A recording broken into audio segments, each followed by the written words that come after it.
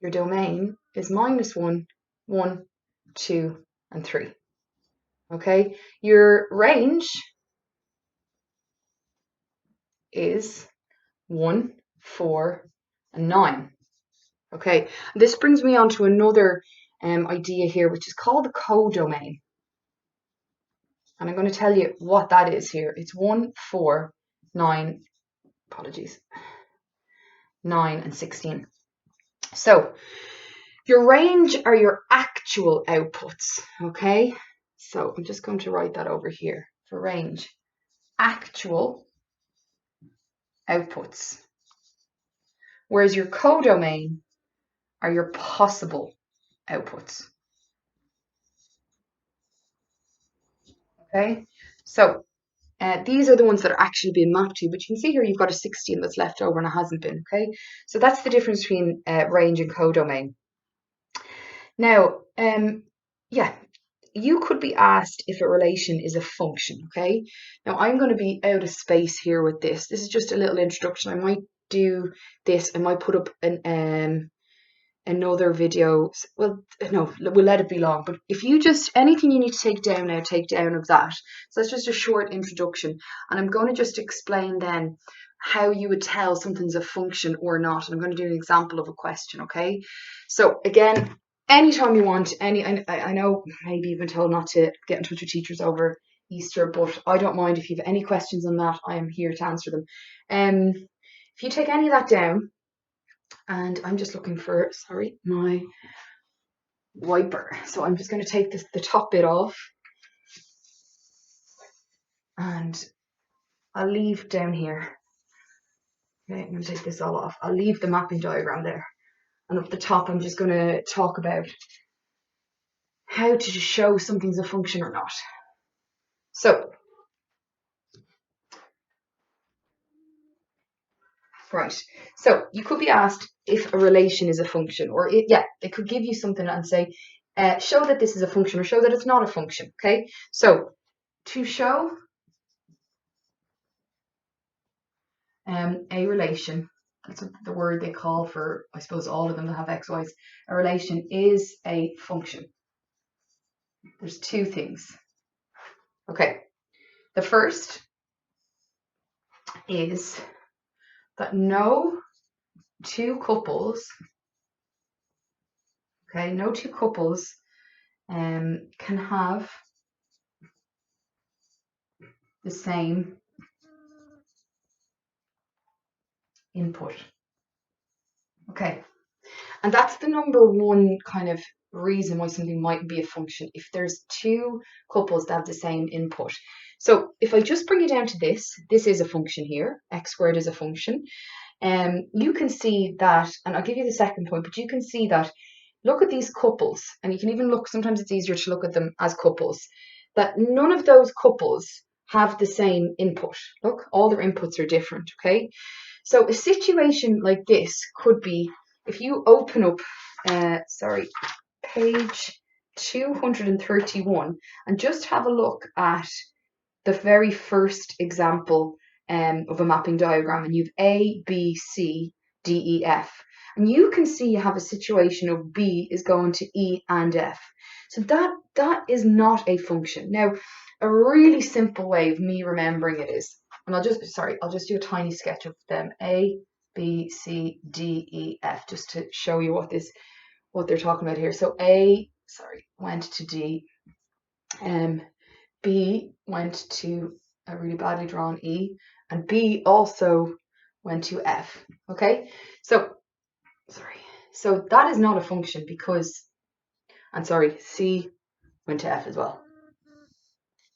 Okay, that's not a function because see this situation here, and for me to understand that, I always have a look at, if it's like that, oh no, I'm blocking, I'll come this side.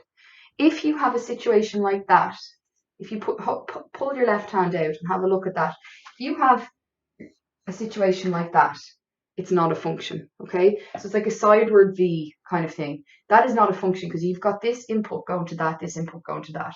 Whereas just down here, it is okay to have these two going to the same one, but you can't have, no two couples can have the same input, okay? That's the first point on this. The second point is that all inputs must be mapped. So you can't have a situation where you have, and I don't have one here, but let's say there was a D there and sorry, I was blocking that. Let's say there's a D there and it wasn't going to anything. That's not a function either, okay? But just to go over, you can have a situation where you have one over here by itself, and that just, oh my God, that just shows that it's the codomain is different to the range there, okay? Right, so another way of showing, and this is a kind of popular thing within this, if there's not a mapping diagram, if you have a graph and you want to show that it's a function or not, I'm going to show you how to do that. So I hope you've got this down. I'm going to take this off and I'm going to just draw. Now these girls are sketches of graphs, so like no judging me. They're sketches of graphs. So let's just say I'm going to just sketch the above ones. So let's say I have the x squared, what did I give you? X squared minus 4, but let's just say it's x squared plus 4. So like that. Let's just say that's my x squared minus 4, which is a cubic, or plus 4. And I'm also going to sketch, let's just say a line, a linear one. Let's say x is equal to y. Okay, and then I'm also going to sketch over here a circle. Remember we did coordinate geometry, the circle. So I'm going to sketch a circle. Let's say x squared plus y squared equals 5 or something. Okay, now this, how you would show by graph to show a relation as a function. Just give me a sec. I'm going to underline that. Underneath here, I'm just going to write by graph. And I just want you to write in what we're going to call it is the vertical line test. Okay, so basically, if a relation is a function, it should intersect, a vertical line should intersect it only once. Okay, now again, I'm not going to use a ruler, I'm just going to draw vertical lines in here. But if you look here, if I was to draw in a vertical line anywhere there, how many times is it intersecting? Once. Let's say I drew one over there. Once. Anywhere on that graph that I draw a vertical line, it intersects once. It's a function. Same here. It's intersecting it once. Anywhere along there. But look at the circle. If I draw a line in there, you can see it's intersecting it twice. So what that means is these 2 points have the same x value. Let's say it was minus 3 or something. They have the same x value. So therefore, by the vertical line test, this is not a function. I'm just writing fn as a short for function. This is a function, and this is a function. Okay? Right. So what I want you to have a look at now, after looking at that information, is do the following questions from page 235 to 238. I want you to do question 3, question 6, question 7, question 10, question 14. I'm going to make a little really short clip of question 15, so I'll just put a note of that for you.